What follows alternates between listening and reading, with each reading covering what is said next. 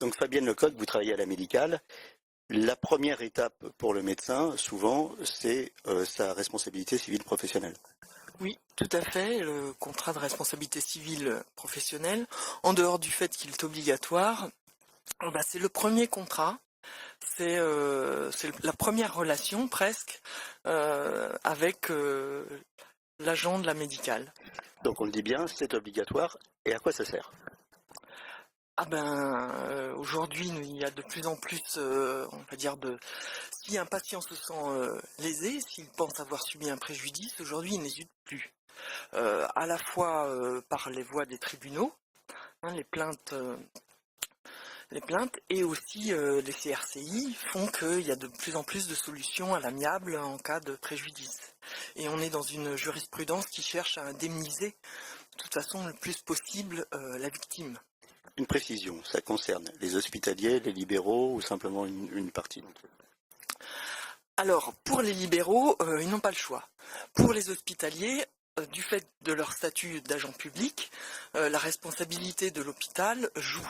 Ceci dit, s'il y a plainte devant un tribunal, c'est sa responsabilité personnelle qui joue et sa défense est prise en charge par l'assureur et pas par le CHU. Donc c'est important, c'est primordial même, ils ne le savent pas assez, qu'un médecin, même qui n'exerce pas en libéral mais en CHU, souscrive un contrat de responsabilité civile. Personne n'est à l'abri, on le répète. Libéraux comme hospitaliers, il faut se couvrir.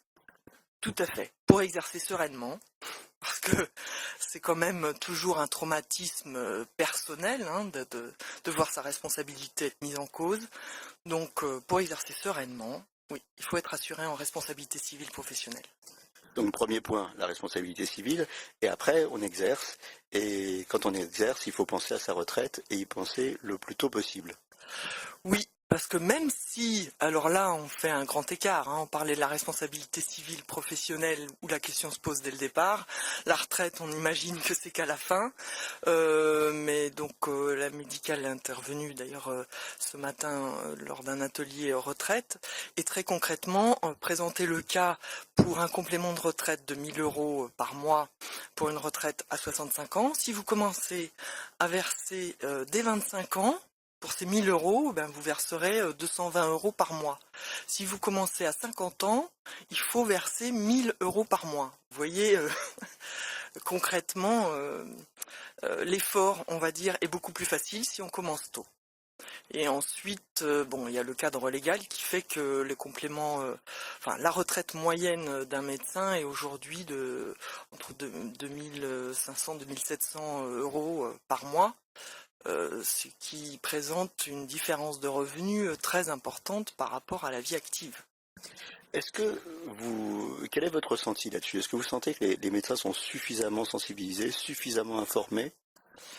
Oui, nous voyons que d'une façon générale, le médecin, surtout s'il est profession libérale, il y a une différence peut-être par rapport au médecin qui n'a pas de pratique libérale, mais le libéral est un peu un chef d'entreprise. Et de ce fait-là, il s'informe par la presse, on va dire, spécialisée ou la presse financière. Et de plus en plus, ça rentre dans son plan de protection financière globale.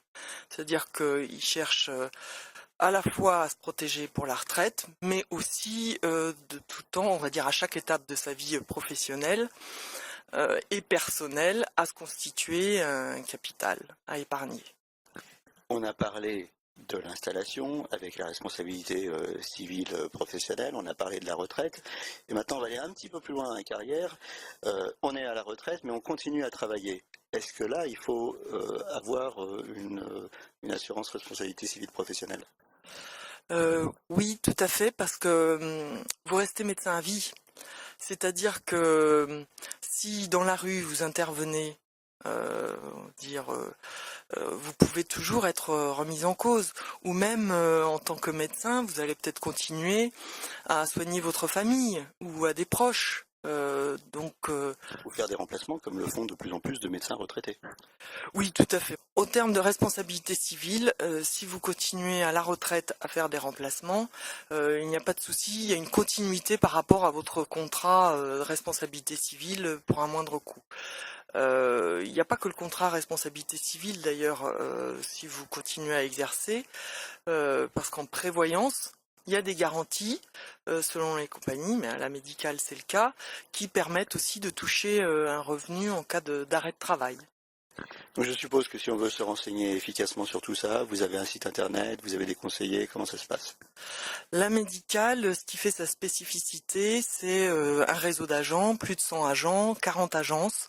Donc en fonction du lieu où vous habitez, vous exercez, bon à la retraite, on va dire où vous habitez, sur www.lamédicale.fr, vous avez toutes les localisations des agents de la médicale. Je vous remercie beaucoup.